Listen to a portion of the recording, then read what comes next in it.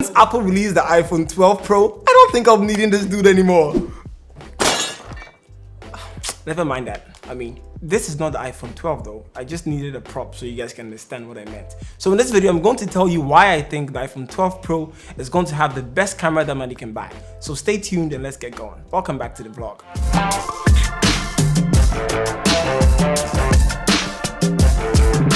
Welcome back to the vlog. I don't usually talk about phones, but the iPhone 12 Pro really caught my attention for 4 really good reasons. The first reason is it shoots in 10-bit RAW.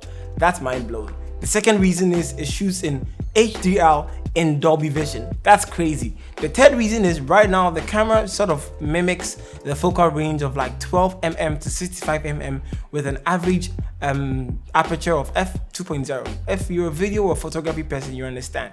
But if you're not, just think of it as you can get more blurry backgrounds, right, from your iPhone 12 Pro.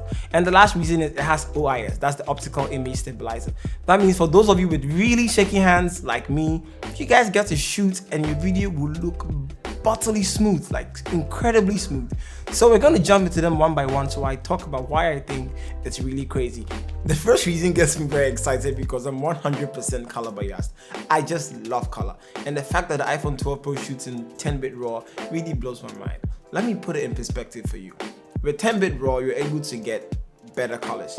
Richer colors, the color reproduction rate is more because you can definitely see more colors than 8-bit. To show you the comparison, 8-bit is capable of displaying up to about 16 million different pixels of colors, and 10-bit can display up to 1 billion different pixels of colors. That's how wide the gap is. So for those of you like myself who actually love color, you can actually push the limits in post-production and extract as much color as you love from these videos. And that leads us on into the second bit, which is the fact that it also shoots in HDR Double Vision. That is Dolby Vision version of the HDR. One of the most common standards of HDR is HDR10, and the Dolby Vision is a bit different from that because it doesn't only increase the dynamic range of the shots, it actually also increases the color content of the shots. So HDR stands for high dynamic range. That is a unit of measurement for seeing how well the camera can capture information in the brightest points of the image and how well the camera can capture information in the darkest points of the image. A typical example of where the HDR will be very useful is when you're in very bright conditions or very dark conditions.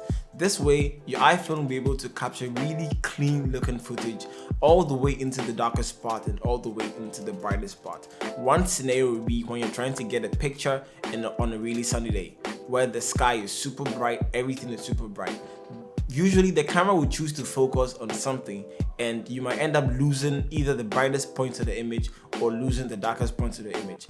With Dolby Vision HDR, the camera really does a good job of separating different parts of the image. That is the highlights, the midtones, and the shadows, and putting them together to give you an image that gives you a neutral exposure all the way from the brightest point to the darkest point. So you get to see really cool images where the skies look very dramatic and clear, the midtones look really good, and the shadows look really clear as well. It won't be really dark or won't be really bright. You can just get a nice even feel from the entire image. Paired with the 10-bit video, these two things make the camera a really crazy powerhouse.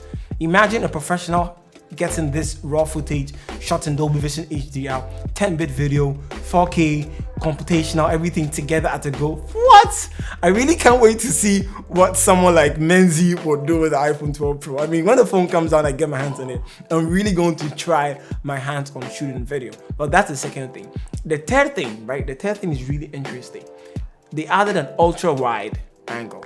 There was a wide angle, but now they added an ultra wide angle, which sort of gives you a 120-degree field of view, which is equivalent to somehow around the 12mm camera lens.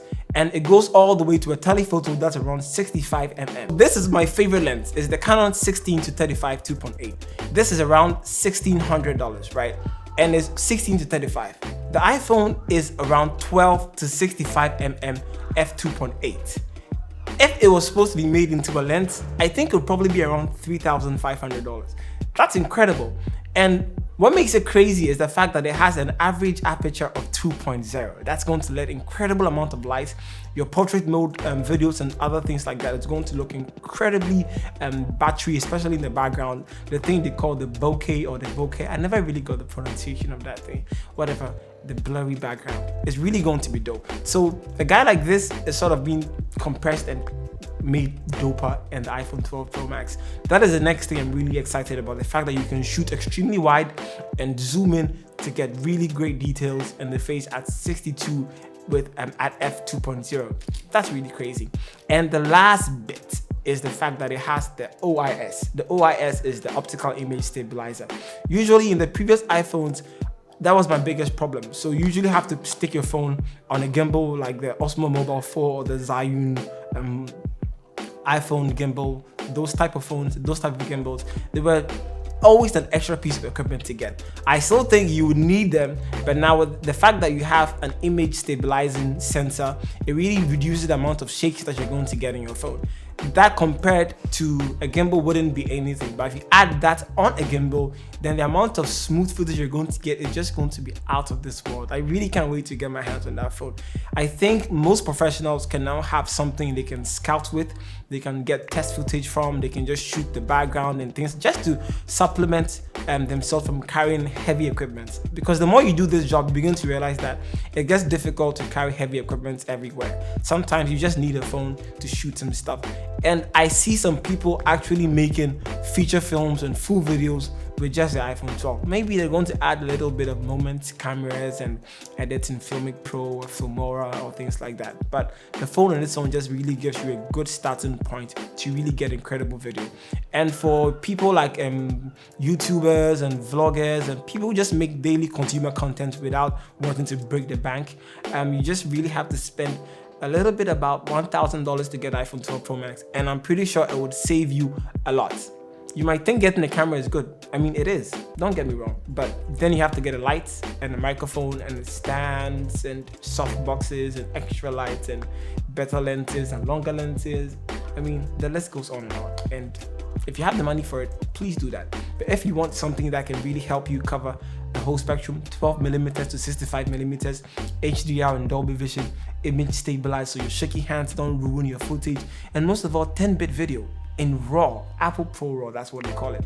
I really feel like the iPhone 12 might deliver the promise that most consumers have been looking for, and filmmakers as well, because some of the video footage, it's really hard to tell.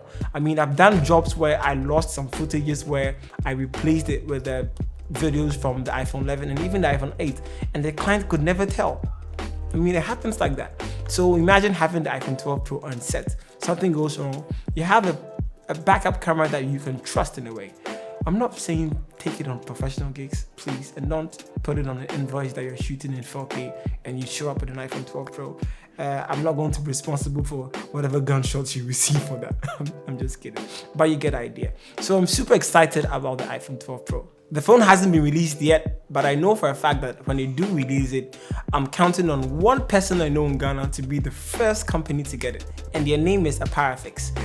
It's an Apple shop located in Baleshi if you're in Accra. I'll just put the description down below, and I'm pretty sure they're going to be the first people to actually get it because they're always trendy and always on point.